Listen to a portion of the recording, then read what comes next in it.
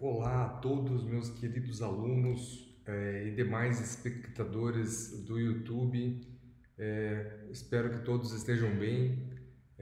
Vamos lá hoje na data aqui de 2 de abril de 2020. Nós vamos iniciar aqui a nossa aula hoje sobre dissolução parcial de sociedade prevista aí nos artigos 599 até o artigo 609 do CPC de 2015, tá, pessoal? Vamos lá, então. Quando que vai caber esse tipo de situação? Como o próprio nome diz aí, no caso do procedimento especial, é ação de dissolução parcial de sociedade. Vejam só, para que serve isso? Isso aí vai servir então para resolução ou apuração de haveres dos sócios. Professor, o que é essa tal de resolução de haveres dos sócios? Nada mais, nada menos é do que apurar qual é o valor devido do sócio junto à empresa. Vamos supor que o sócio tinha 20% de capital numa empresa. Essa apuração de haveres vai pretender, digamos, verificar qual é o valor que o sócio de fato faz jus, a quantos esses 20%, qual é o valor que esses 20% correspondem em dinheiro, tá? Atualmente, porque assim, quando ele depositou os 20%, quando ele criou a empresa, vamos supor que ele criou a empresa há 10 anos atrás. Há 10 anos atrás tinha um valor, esses 20%, obviamente.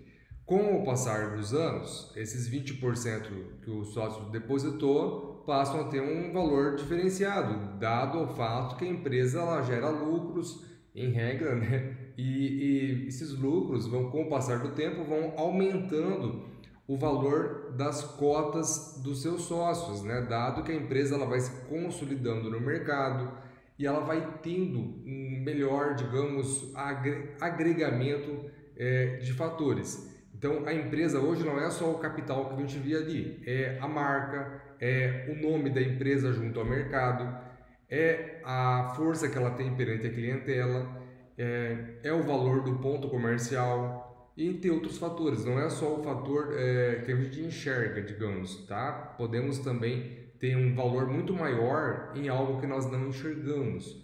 Exemplo, a Coca-Cola.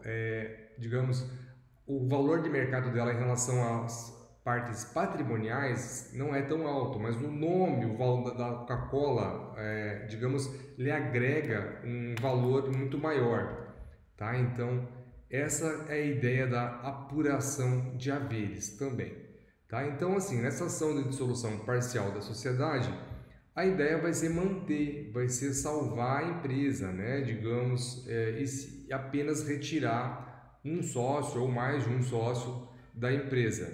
Mas obviamente que essa retirada não é gratuita.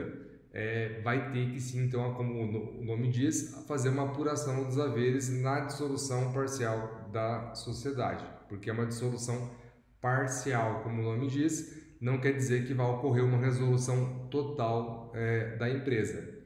Então aqui é o seguinte, na resolução então da sociedade em relação ao sócio e vai apurar os haveres que ele faz jus.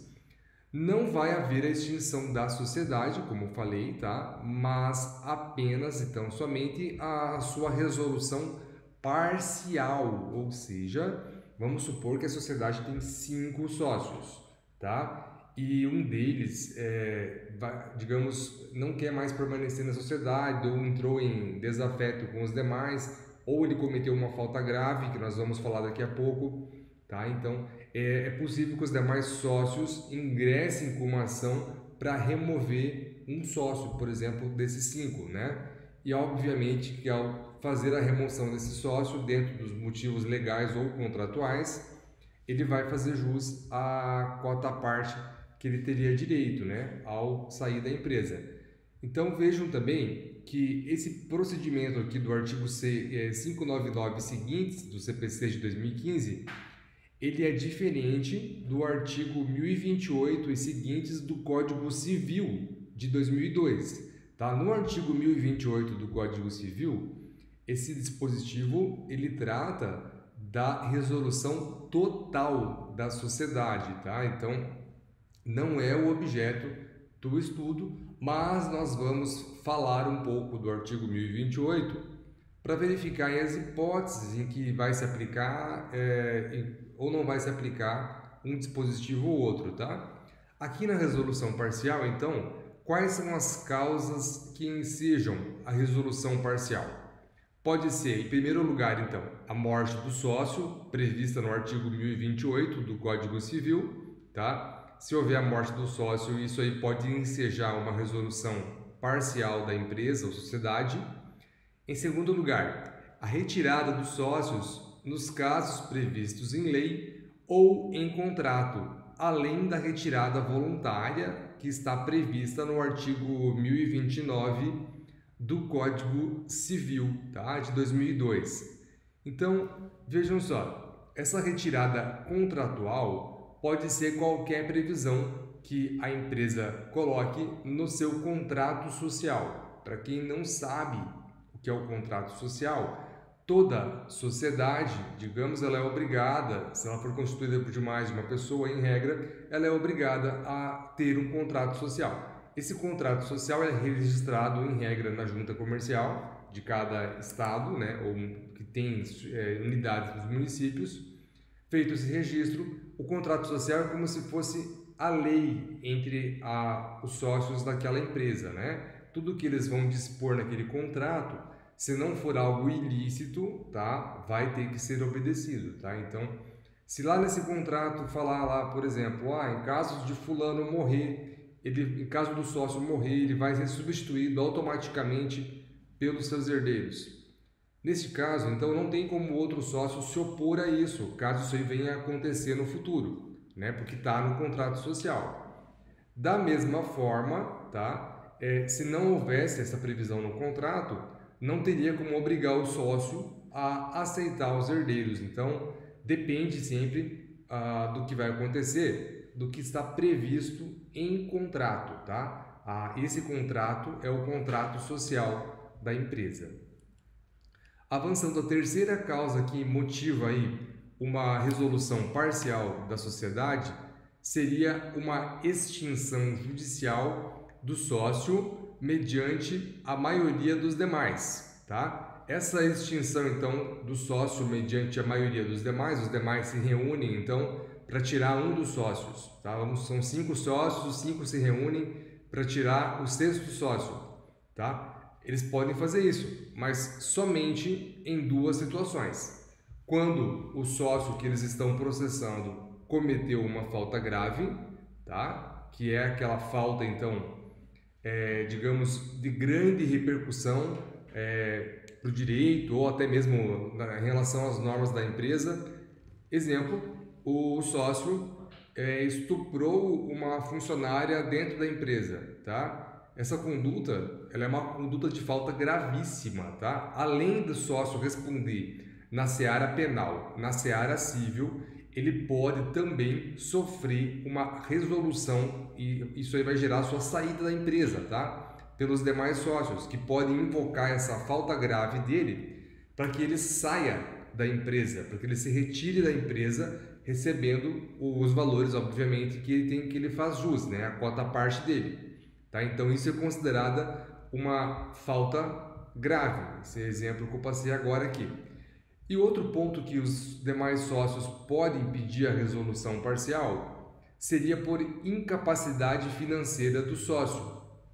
Como assim, incapacidade financeira do sócio? Vamos pegar aqui um exemplo. Vamos fazer de conta que eu tenho uma empresa, tá? Eu, Marcos, a Maria e a Joana.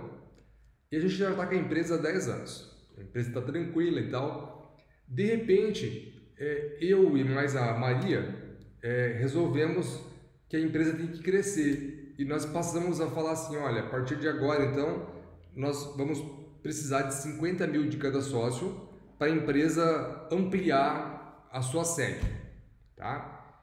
E vamos supor que eu tenho 50 mil, a Maria também tem, mas a Joana não tem e não quer dar 50 mil reais para a empresa crescer, ela não quer fornecer esse dinheiro.